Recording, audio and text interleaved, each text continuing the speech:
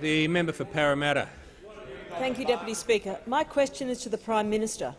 Before coming to office, the Liberal Party promised families that they would be $550 a year better off because of lower power prices.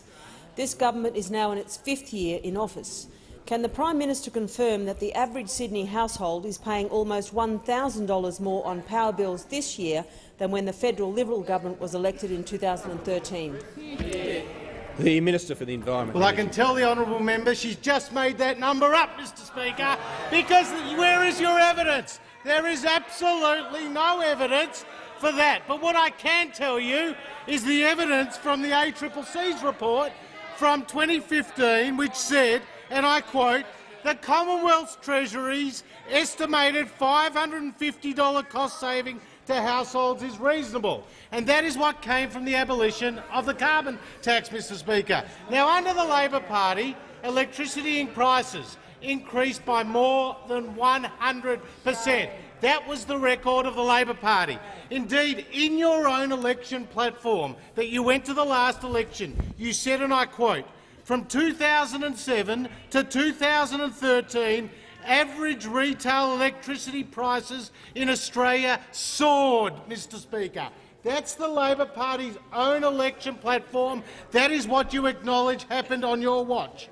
Now, on the Prime Minister's watch, what we have seen is an attempt across a whole range of areas to put downward pressure on prices, Mr Speaker.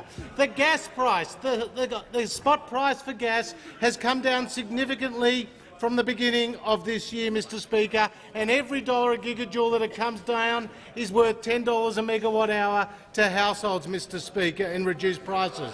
When it comes to the networks, Mr Speaker, under the Labor Party, the rate of return for those investments was around 10%, Mr Speaker. Today it is just above 6%, Mr Speaker. That leaves Australian consumers about $300 a year better off, Mr Speaker. And in the state of Queensland, it was government-owned generators that were gaming the system and saw Queensland have the highest wholesale electricity prices in the national electricity market for the first 5 months of this year, Mr Speaker. And under pressure from the Commonwealth Government, the Queensland Labor government had to give a direction to those operators to put more supply into the market and to no longer game the system. This can be worth up to $100 a year, Mr Speaker, to Queensland households. So right across the board we're taking action, not to mention for retail customers, Mr Speaker. The actions by the Turnbull government can see Australian households save more than $1,000 a year by moving retailers or by changing contracts. And we know that 50% of households have not changed retailers or contracts in the last 5 years, even though there are these enormous savings to be found. So whether it's the work we're doing with the networks, the work we're doing with the retailers, the work we're doing with the gas, we are driving electricity prices down, whereas Labor's record was only higher prices, where it more than doubled on the Leader of the Opposition's watch.